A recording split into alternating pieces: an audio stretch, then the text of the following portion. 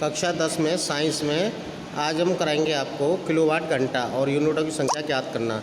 वैसे तो पिछली वीडियो में भी मैंने किलोवाट घंटा को एक्सप्लेन किया था, यानी KWH या किलोवाट घंटा।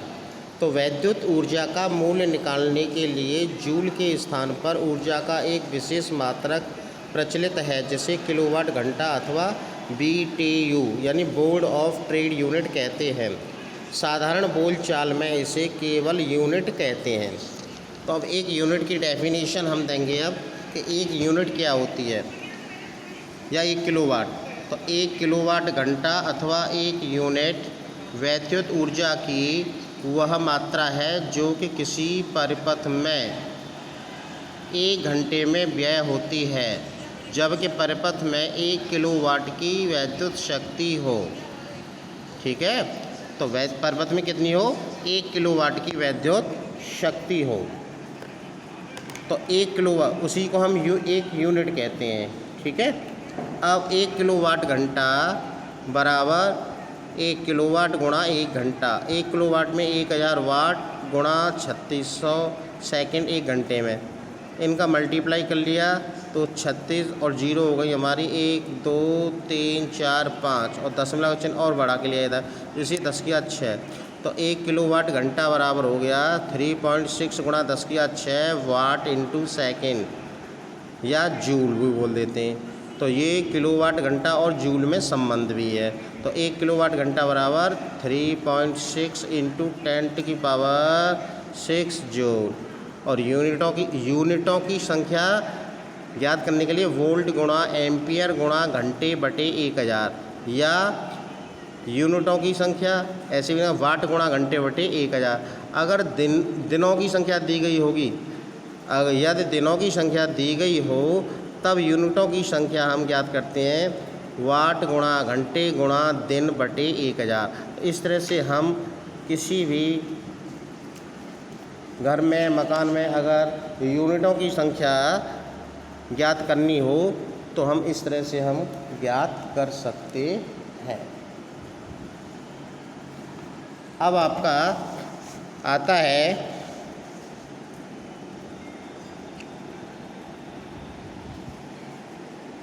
वैद्युत धारा के ऊष्मीय प्रभाव। वैद्युत धारा के ऊष्मीय प्रभाव के अनुप्रयोग, एप्लीकेशन, जो वैद्युत ऊष्मीय प्रभाव बताया। तो वैद्युत धारा के ऊष्मीय प्रभाव के अनुप्रयोग हैं जैसे वैद्युत बल्ब, वैद्युत हीटर, वैद्युत इस्त्री प्रेस, पंखा। ठीक है ना, ये अनुप्रयोग में आते हैं। तो सिलेबस में आपके में जैसे वैद्युत बल्ब है, इलेक्ट्रिक बल्ब। तो इलेक्ट्रिक बल्ब क्या होता है कि वैद्युत बल्ब वैद्युत धारा के ऊष्मीय प्रभाव पर आधारित उपकरण है। किसी तार में वैद्युत धारा प्रवाहित करने पर उसमें ऊष्मा उत्पन्न होती है, जिससे तार का ताप बढ़ने लगता है तथा बहुत अधिक ताप पर वह श्वेत तप्त होकर चमकने लगता है, अर्थात प्रकाश उत्पन्न होता है। इस प्रकार के वैद्युत बल्ब को ताप दीप्ति वैद्युत बल्ब कहते हैं। ताप दीप्ति यानी प्रकाश उत्पन्न करने वाला बल्ब कहते हैं। अब इसकी संरचना कैसी होती है, ये देखिए इसकी संरचना। बल्ब आप सभी ने अक्सर देखा होगा कि बल्ब इस आकृति का होता है, आप सभी के घरों में है। इसमें जो स्प्रिंग लगी होती है ये होती है टंगस्टन धातु की, इसको बोलते हैं फिलामेंट तंतु, हिंदी में कहते हैं फिलामेंट इंग्लिश में। ठीक है, ये है कांच का आवरण, इससे ढका हुआ है कांच का बल्ब। इसके ऊपर मोटा सुचालक तार और 2 कांच की छड़ होती हैं। ऊपर पीतल की टोपी होती है, वहाँ पर 2 पिनें होती हैं, जो 2 पिन होती हैं जिसके होल्डर में इनको लगाया जाता है। ऊपर 2 टाँके लगे होते हैं। ठीक है ना, इन टाँकों के द्वारा इसमें वैद्युत धारा प्रवाहित होती है। तो इसकी संरचना में हम लिखेंगे, आपको करना है कि यह कांच का एक खोखला गोला होता है जिसके अंदर की वायु निकालकर इसमें या तो निर्वात रखते हैं या इसमें कोई निष्क्रिय गैस जैसे नाइट्रोजन या आर्गन निष्क्रिय गैस यानी नोबल गैस भर देते हैं। इसके ऊपरी भाग पर पीतल की एक टोपी लगी होती है जिसके दोनों ओर 2 पिनें लगी रहती हैं। टोपी के मुँह को चपड़ा या लाख भी बोलते हैं से भरकर सील बंद कर देते हैं। यदि चपड़े पर जस्ते के 2 टाँके लगे इस चपड़े पर जस्ते के 2 टाँके लगे रहते हैं। टाँकों का संबंध 2 मोटे चालक तारों से अलग अलग होता है।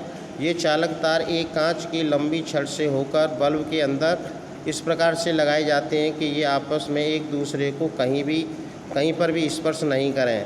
चालक तारों के बल्ब के अंदर वाले सिरों पर टंगस्टन का बारीक तार कुंडली के रूप में लगा रहता है जिसे हम तंतु यानी फिलामेंट कहते हैं। ये जो चित्र में दिखाया गया है इस वाले चित्र में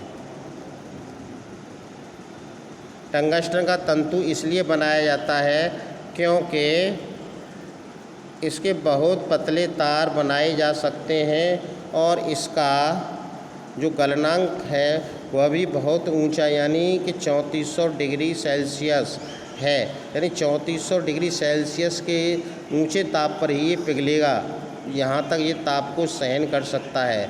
इस प्रकार जब तंतु में वैद्युत धारा बहती है तो यह श्वेत तप्त होकर प्रकाश देने लगता है। ठीक है। अब वैद्युत बल्ब में निष्क्रिय गैसों का भरना कि वैद्युत बल्ब में निष्क्रिय गैस जैसे नाइट्रोजन है, आर्गन है, इसे कैसे भरते हैं तो उसके लिए बताया गया है इसमें कि साधारण कोटि के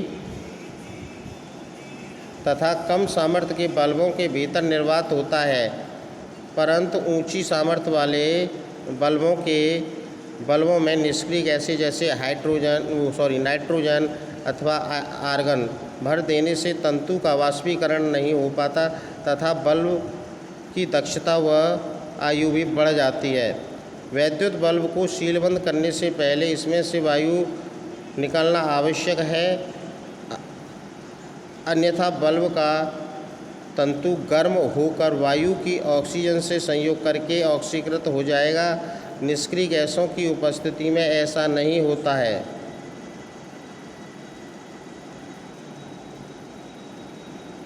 गैस वाले बल्बों में तंतु को सर्पिलाकार कुंडली के रूप में इसलिए बनाते हैं क्योंकि धरातल पर कम होने के कारण इसके संपर्क में कम गैस आती है, जिससे चालन व संवहन द्वारा ऊष्मा की हानि कम होती है। तंतु में धारा प्रवाहित करने पर उसका ताप 1500 डिग्री सेल्सियस से 2500 डिग्री सेल्सियस तक हो जाता है। इतने ताप पर तंतु प्रकाश देने लगता है। सामान्यतः ताप दीप्ति बल्बों में व्यय ऊर्जा का 5% से 10% भाग ही प्रकाश में परिवर्तित होता है। शेष ऊर्जा ऊष्मा में बदल जाती है तथा ऊष्मीय विकिरणों के रूप में बल्ब में निर्गत होती है। वैद्युत बल्ब की शक्ति यानी वाट का मान अलग अलग वोल्टेज पर अलग अलग होता है। इसी कारण से वैद्युत बल्ब पर वाट के साथ साथ वोल्टेज भी लिखा रहता है। जैसे 100 वाट और 230 वोल्ट या 100 वाट का बल्ब 220 वोल्ट आपने देखा होगा। अगर नहीं देखा है तो आप घर पर अपना बल्ब लीजिए और उस बल्ब को देखिए, उस पर 200 वाट या 100 वाट और 220 वोल्ट। इसका मतलब ये होता है कि ये 100 इसकी जो शक्ति है वह 100 वाट है और ये 220 वोल्ट की लाइन पर जलाया जाए, 220 वोल्टेज पर जलाया जाए। अगर उससे ज़्यादा पर जलाएंगे तो इसका ताप बढ़ जाएगा और बल्ब फ्यूज हो जाएगा। ठीक है ना। तो इसमें वैद्युत बल्ब का अर्थ है इसका अर्थ है कि इसे 230 वोल्ट पर जलाएं तो इसकी शक्ति 100 वाट होगी, अर्थात 1 सेकंड में 100 जूल वैद्युत ऊर्जा व्यय होगी, जो प्रकाश व ऊष्मा में बदल जाएगी। सप्लाई वोल्टेज कम हो जाने से वैद्युत बल्ब की शक्ति भी कम हो जाती है, जिससे प्रकाश धीमा पड़ जाता है। ठीक है ना। अगर इसके दोष हैं तो दोष भी आप लिख लेना या पढ़ लेना। इस वैद्युत बल्ब में यह दोष है कि 2100 डिग्री सेल्सियस से ऊंचे ताप पर टंगस्टन धीरे धीरे वाष्पित होकर बल्ब की दीवार पर जमने लगता है, जिसके कारण बल्ब से बाहर आने वाला प्रकाश धुंधला पड़ जाता है। तो आज आप वैद्युत बल्ब की इसका सिद्धांत और रचना और इस बल्ब में निष्क्रिय गैस को कैसे भरा जाता है और वैद्युत बल्ब का दोष क्या है, ठीक है। आगे जो दूसरा अनुप्रयोग है वो हम नेक्स्ट वीडियो में आपको कराएंगे। तो आज इतना ही आप लर्न कीजिए और इसे नोट करिए नोटबुक में।